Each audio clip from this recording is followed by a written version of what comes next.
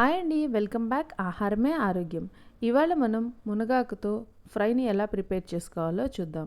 దానికోసం నేను ఇక్కడ మునగాకునైతే ఇలా ఒలుచుకొని పక్కన ఉంచుకున్నానండి. దీన్ని ఇప్పుడు మనం బాగా వాష్ చేసుకుని ఇప్పుడు కుక్కర్లోకి పెట్టుకోవాలి. ఇలా కుక్కర్లో పెట్టుకున్న తర్వాత దీనిలోనికి కొద్దిగా పసుపు, అలానే కొంచెం కల్లుప్పుని కూడా వాటర్ని యాడ్ చేసుకుని కుక్కర్కి ఇప్పుడు 2 విజిల్స్ వచ్చేంత వరకు మీడియం ఫ్లేమ్లో కుక్ చేసుకోవాలి. ఇలా 2 విజిల్స్ వచ్చిన తర్వాత చూసారు కదా, ఇలా బాగా కుక్ అయిపోతుంది.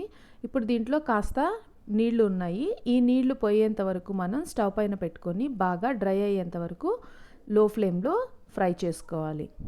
ఇలా బాగా డ్రై అయిపోయిన తర్వాత దాన్ని పక్కన ఉంచుకొని ఇప్పుడు దీనిలోనికి మనం వేరుశనగ పప్పులతో పౌడర్ని ప్రిపేర్ చేసుకుందాం. దానికోసం స్టవ్ ఆన్ చేసుకొని ప్యాన్ పెట్టుకొని వేరుశనగ పప్పుని యాడ్ చేసుకొని బాగా ఫ్రై చేసుకోవాలి.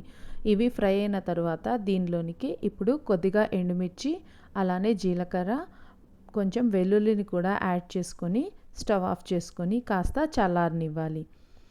ఇవి కాస్త చల్లారిన తర్వాత ఒక మిక్సీ జార్ తీసుకొని దానిలోనికి ముందుగా చల్లార్చుకున్న వేరుశనగ పప్పుని వేసుకొని కొద్దిగా ఉప్పుని కూడా యాడ్ చేసుకొని పౌడర్ లాగా ప్రిపేర్ చేసుకోవాలి. ఇలా పౌడర్ లాగా ప్రిపేర్ చేసుకొని పక్కన ఉంచుకోవాలి.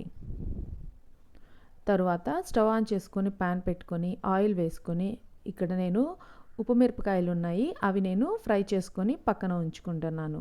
ఇవి బాగా నల్లగా ఫ్రై అయిన తర్వాత తీసి పక్కన ఉంచుకోవాలి. ఇప్పుడు ఇదే ప్యాన్లోనికి ఆవాలు, జీలకర్ర, మినపప్పును కూడా యాడ్ చేసుకొని బాగా ఫ్రై అవ్వనివ్వాలి. ఇవి ఫ్రై అవుతూ ఉండగా దీనిలోనికి సన్నగా కట్ చేసి ఉంచుకున్న వెల్లుల్లిని కూడా యాడ్ చేసుకోవాలి. తర్వాత ముందుగా ఫ్రై చేసి ఉంచుకున్న మునగాకును కూడా వేసుకొని బాగా కలుపుకోవాలి. ఇది ఇలా 2 నిమిషాల పాటు ఆయిల్లో ఫ్రై అయిన తర్వాత మనం ముందుగా పౌడర్ చేసుకున్నాం కదా, ఆ పౌడర్ని ఇక్కడ యాడ్ చేసుకోవాలి. ఇలా యాడ్ చేసుకొని బాగా కలుపుకొని స్టవ్ ఆఫ్ చేసుకుంటే ఎంతో టేస్టీగా ఉండే మునగాకు ఫ్రై రెడీ అయిపోయినట్టే. దీన్ని వేడి వేడి అన్నంలో కాస్త నెయ్యి వేసుకొని ఈ ఉప్పు మిరపకాయలతో తింటే చాలా టేస్టీగా ఉంటుంది. సో దీన్ని కూడా మీరు ట్రై చేసి ఎలా ఉందో నాకు కమెంట్ చేయండి. మీకు కనుక నా వీడియోస్ నచ్చినట్లయితే నా ఛానల్ని సబ్స్క్రైబ్ చేయండి. అలానే మీ ఫ్రెండ్స్కి, రిలేటివ్స్కి షేర్ చేయండి. Thank you.